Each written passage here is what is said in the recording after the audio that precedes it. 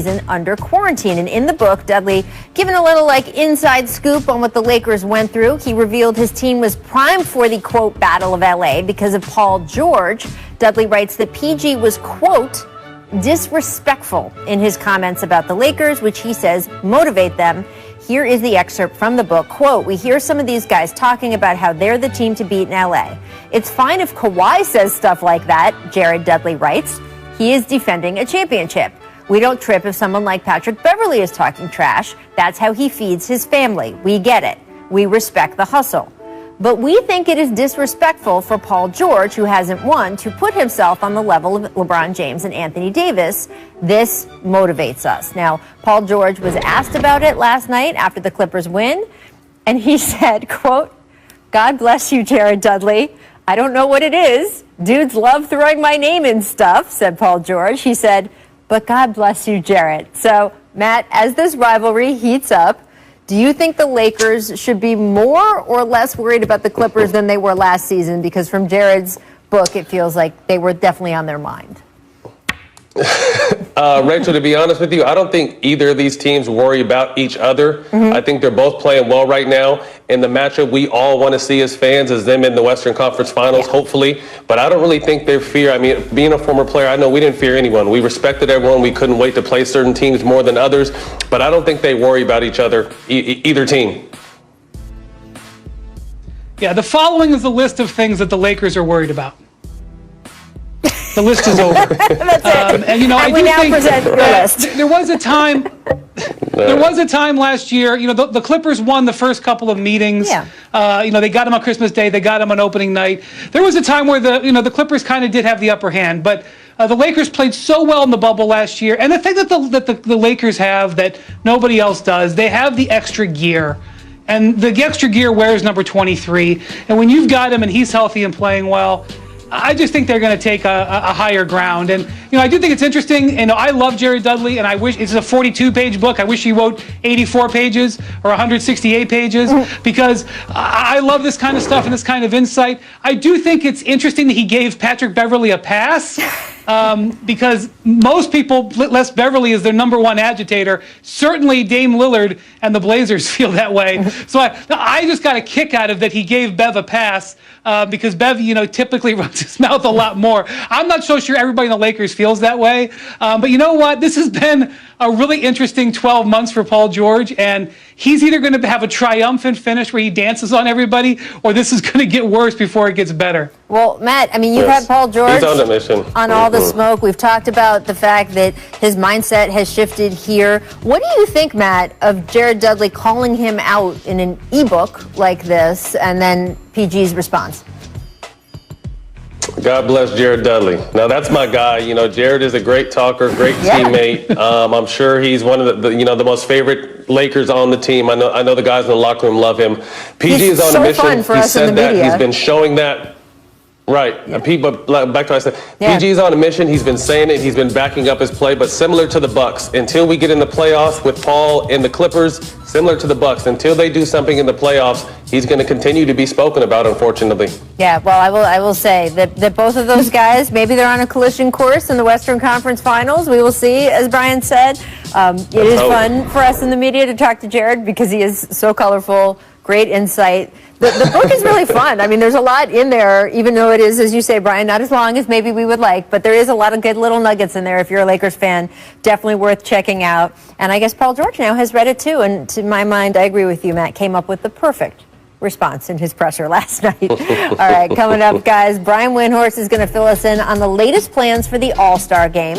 But that is just one stop in the next segment as we follow Brian around the country in another round of Where in the World is Windy? It's just a fun game. Stick around. You're going to like it. Then, stick around for that discussion. First, though, you could be forgiven if when looking over scores from last night, you saw that the Bucks blew out the Pacers by 20 and thought, same old, same old. After all, Milwaukee has spent much of the past couple regular seasons blowing teams out. And then once the Bucks get to the playoffs, not great, Bob. Once benches get shorter, teams face each other over and over, opponents have figured out how to exploit Milwaukee's predictability, its rigidity, the small but stubborn holes in Giannis's game. it's all gotten to the point that really, no matter what the Bucks achieved this regular season, it was going to strike fear in the hearts of exactly no one, which in turn led to an interesting question for the Milwaukee Brain Trust. Do you spend these 72 games trying to win each one above all else, chase the best record in the league again and the top seed that goes with it? Or this time around, do you spend the regular season instead experimenting, practicing, expanding, even if sometimes it gets ugly? Well, we're nearly a third of the way through, and it's been clear the Bucks have picked the latter path. They've swapped out personnel. They've toyed with different ways to use Giannis, leaning into him as a screener and a passer. They've switched on defense. No, really, we have film of it. And sometimes it has been, in fact, ugly. Early in the season, the Bucks got clocked by the Knicks. They lost to the Heat without Jimmy Butler. Giannis has struggled at the free throw line, too. I mean, really struggled with the worst percentages of his career. But that is the thing about change. It is not supposed to be easy or pretty. And when you finally start to see all the little experiments paying off, it is all the more satisfying, which is why last night's win felt like so much fun to Milwaukee. Giannis in particular was a stud, and it wasn't because he dropped 40, because he didn't.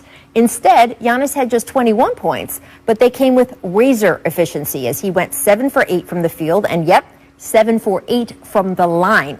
He also had 14 rebounds, 10 assists that weren't all just dishes from the paint out to the three-point line, but real playmaking in the half court. Check out this early in the second half. Giannis down low, could have tried to force his way through even after Miles Turner, who leads the league in shot blocking, by the way, came over to help. Instead, though, you see that he found a cutting Brook Lopez streaking to the basket for 2 points. Here was Giannis afterward, describing his mindset. It's a new thing.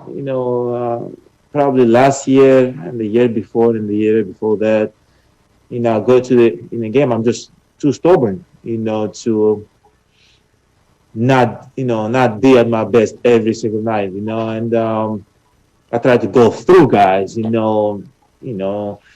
guys are guarding me, I still try to get in the paint, I know all that, and I think this is just a step forward. This isn't the way Giannis has often played previously, but it is likely the way he needs to at least be able to play more often for the Bucks to be the kind of multi-dimensional threat that goes far in the postseason. And Giannis's willingness to embrace that change is impressive. For someone who is famously competitive, it can be hard to give up even an inch in the short term for the possibility of a mile in the long term.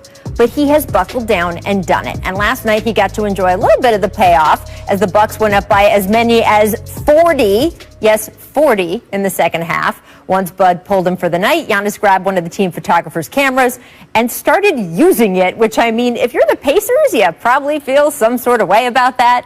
But the Bucks players loved it. The team released some of the pictures afterward, and you know what? These are actually pretty great. Later, Giannis joked he wanted to take some pictures that finally made his brother Thanasis look good. But honestly, it was the bigger picture that he and his team spent last night chasing. Yeah, the Bucks scored another blowout last night, but it was not in the same old way. And maybe that is going to really matter down the road when it counts.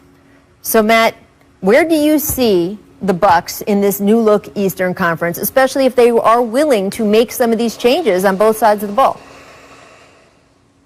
I see Milwaukee as the third or fourth best team in the East. Records aside, I feel like the Nets are going to probably win the East. I like the Sixers in Boston.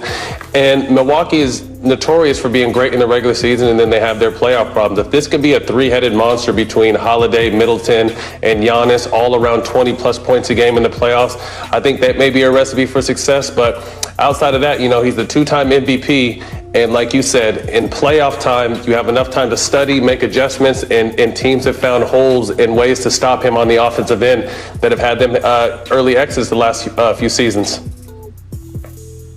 And this is so interesting that Matt describes it this way, Rachel, because over the last 3 years, as I've sought opinions on the Bucks, their numbers have always been fantastic, and the players have not been afraid of them. And here's Matt Barnes, a player, saying, Yeah, they look good, but I'm not afraid of them. And that's not going to change until Giannis goes and grabs the series that maybe they shouldn't have and pulls it away, like we've seen the greats do over the years. And that's really what it's going to come down to.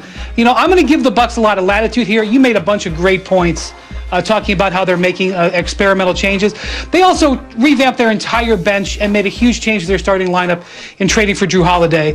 And because of that, I'm not really going to seriously evaluate them and their record until we get into the latter stages of the season. I will say that some of their bench moves that I wasn't really excited about have looked okay, including Bobby Portis, who's been playing great recently. So what do you think, Brian, is the biggest question mark left for the Bucks this year, either from the front office or the coaching staff in terms of tinkering before the trade deadline?